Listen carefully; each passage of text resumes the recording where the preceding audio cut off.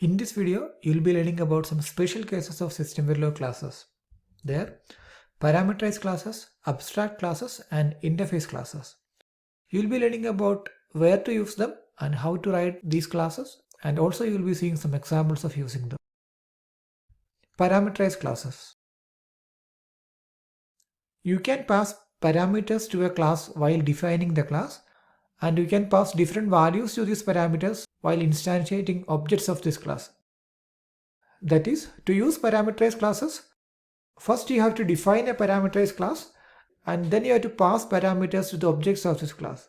So this is the syntax to define a parameterized class followed by class name. After that, use a hash symbol and within the bracket list the parameters. So as an example, it is class packet hash int size is equal to 1. So here the parameter name is size and the parameter type is integer, and optionally you can assign a default value to this parameter as well.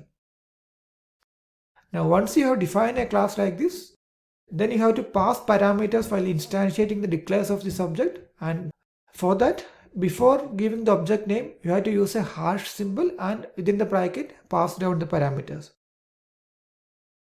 So for example, if you wanted to declare an object of this class packet, then you have to write it like packet hash, then within the bracket give the value of this parameter. Since it's an integer type, it should be an integer value, then followed by the object name.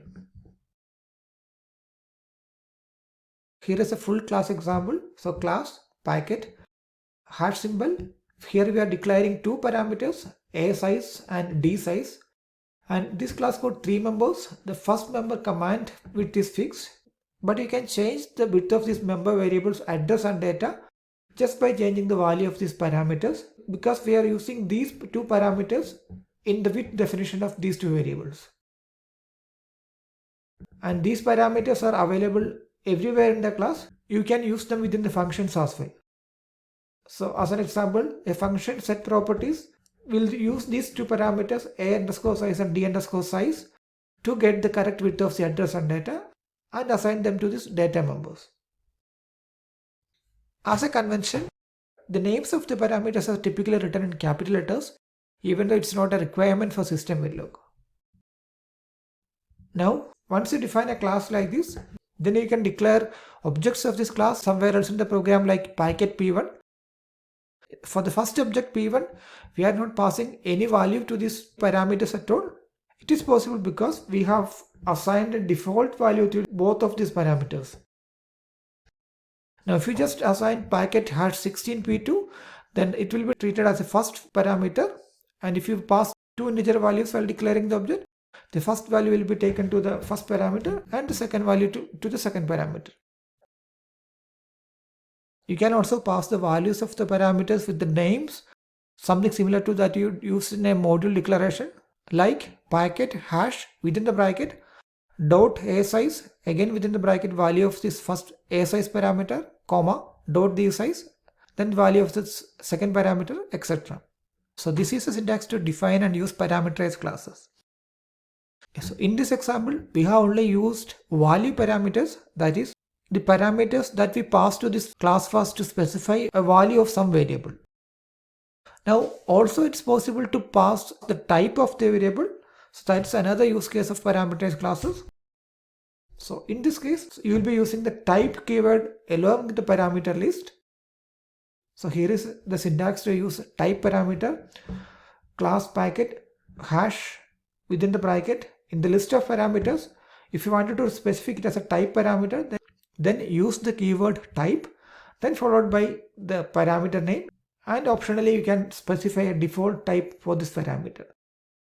So here I am using a type parameter called a underscore type, and you can see that the array named p underscore array is of type a type, and again its width is 7 down to 0, and the default type of this p array will be logic. That is, while declaring the objects of this parameter, if you are just defining like packet p1, then p1.parray will be logic 7 down to 0 parray. If you're passing it like an integer, like packet hash within the bracket int, then the object name, then p2.parray will be int 7 down to 0, and if you're passing bit 10 down to 0, then again it will be a two-dimensional array, bits 10 down to 0, 7 down to 0 p array. And if you're passing another user-defined class, then that will be an array of that specific class. So in summary, you have to use the type keyword if you want to specify a type parameter, and you can even pass user-defined types, that is classes and type def, while declaring objects of these classes. So here is one more example of using a parameterized class. Here I am writing a class to implement a FIFO. So the class name is FIFO. It got two parameters. The type parameter with name t and a value parameter which is of type int with name depth. In the class I am declaring a member variable named m_FIFO which is of type t, which you can change by changing the parameter type. And also I am making it as a queue. So within the square bracket I will be giving $. By adding a value after the queue definition, you can limit the width of the queue. For this FIFO, I have two functions, put and get. So when you want to put something, you have to pass a t-type variable to this function, and that will be pushed back to this array. And when you want to get something, that function should return the t-type variable. So I'm using a t-type local variable and popping it from the front of the FIFO and returning that value. So in the same example, if you wanted to implement a stack, instead of pushing back and popping front, you will always push front and pop front. Parameterized classes are widely used in almost all System Verilog TestBench implementations. Abstract classes and pure virtual functions. An abstract class is a virtual class which cannot be directly instantiated in the program. So they will be used to write a base class, and they'll be used to inherit other classes without any implementation in that. The most common usage of abstract classes is to define a prototype which need later implementation. Within an abstract class, there should not be any implementation of the function, but only function definitions are allowed. You can define an abstract class by two ways. Either by adding a virtual keyword in front of the class definition, like virtual class, the class name, etc., or by defining a pure virtual function within the class. A pure virtual function or virtual task is a method that you wanted to force the derived classes to override. If you add a pure virtual function to any class, that class will be automatically considered as an abstract class. Only the declaration of the pure virtual method is allowed within this abstract class. And finally, all the derived classes of this abstract class should have the implementation or the definition of all the pure virtual methods. So here is an example. First I am defining a virtual class named say base command, and it will be having a pure virtual function in that. Pure virtual function void encrypt, and this is the prototype of this class, and you cannot add any definition within this virtual class or within this abstract class. Now, if I am writing another class which is extending from this abstract class, like class mem command extends base command, then within this class you should define the definition of all the pure virtual methods or pure virtual functions of the base class. That means here it should have the definition of the virtual function called encrypt in that, otherwise you will get a compilation error. Now coming to the usage, the abstract classes can be used to define a prototype in advance. That is, to define a common prototype that all programmers need to follow while coding classes which inherit the base class or which all have the common behavior. And another situation is to force the programmers to implement a set of functions or tasks with the same signature in all the derived class. So in summary, an abstract class can be defined either by adding the virtual keyword in front of the class or by defining a pure virtual function within the class. And an abstract class can only have pure virtual functions in that. You cannot add the definition of the function, only the declaration of the function prototype is allowed within the abstract class. And all the classes which are inheriting or deriving from the base abstract class should have the implementation of all pure virtual functions or pure virtual tasks within them. Next is interface classes in System Verilog. An interface class is used to define independent behaviors of prototypes which doesn't need to have a common base class. That's the main difference between an interface class and an abstract class. An abstract class is used to define a prototype or behavior when all the derived classes need to be implementing some of the functions. But an interface class is just to use a general definition which doesn't need to have any common base class in that. So this will be more clear for you when you see an example. To define a class as an interface class, you just add the interface keyword in front of the class definition, like interface class, then the class name. Now, once you have defined an interface class, you have to implement that class in other classes using the implements keyword. Here a_class is my interface class, and in another class, say my class, you have to add implementation for this interface class. So for that, you'll be writing like class, your new class implements this interface class.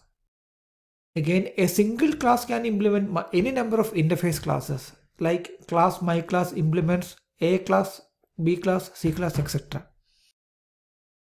And like abstract classes, an interface class can only contain pure virtual methods like pure virtual functions or pure virtual tasks within them.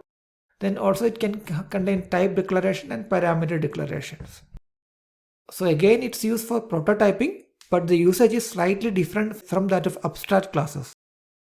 So the usage of interface classes is very well explained in the LRM by using an example, and we will go through the same example here. Assume that you have to implement two classes for, say, a stack and a FIFO.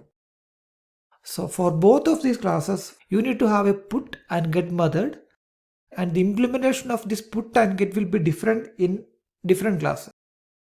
In this case, you can define two interface classes like a put implementation class and a get implementation class, and use these classes in the actual definition of stack and FIFO classes. For that, you will be writing the first interface class like interface class. I'm giving the put implementation with a name put_imp, and again that is a parameterized class for me here, which is passing a type parameter named put_t, and I'm assigning a default value of logic to that. And this put_imp class have only one pure virtual function in it with the name put, and the declaration of this virtual function is like that, and it should pass an argument of type put_t into this. And for the second interface class, I'll be writing it like interface class get_imp. Again, this is parameterized with a type say get_t, and in this get implementation class there is only one pure virtual function, and the name of that virtual function is get, and it is returning a variable of type get_t.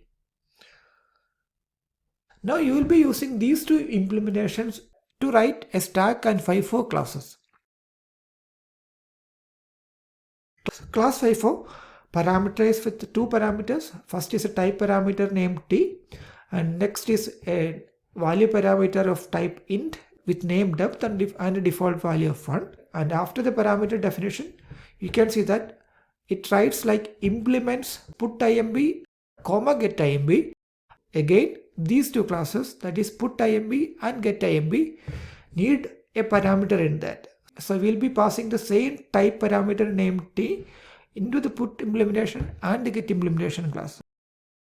So this is how we'll be writing your FIFO class definition by using these two interface classes. Class FIFO parameterized with t and depth, implements put implementation parameterized with t, and get implementation parameterized with t. Now within the class, there is a member variable called m_FIFO, which is of type t, and it's a queue with a limited size of depth. Because this class FIFO implements put_imp, it should have a function named put with this signature within that. That means you have to add a function like virtual function void put, and you have to pass a t-type variable into that. Now for a FIFO, when you wanted to put something into it, you will be pushing back to the queue. So you'll be writing like m_FIFO.pushback of a. And in the same way, because this class named FIFO is implementing this class getIMB, it should have the implementation of this get pure virtual functions within it with the same signature. And therefore, we are writing it like virtual function t get, and we will be popping a t type variable from the front of the FIFO and returning a for a FIFO implementation. Now, by using the same put implementation and get implementation, if you wanted to write a stack, you will be writing the class like class stack with the same signature which is implementing put IMB and get IMB, and again the same member variable same FIFO is used. In fact, you could name it like MRI or MQ for better readability. And in the case of a stack, when you are getting from the stack, you have to pop from the front of the FIFO and return it. So this is the usage of interface classes. It's used to define the prototype of some classes, and unlike abstract classes, they are used to define prototype when there is no need to have a common inheritance or a common base class. So this is the end of the video. So you have learned about parameterized classes, abstract classes and interface classes in this video. Please do subscribe if you haven't, and also visit our website at systemvalueacademy.com. Thank you for watching. Happy learning.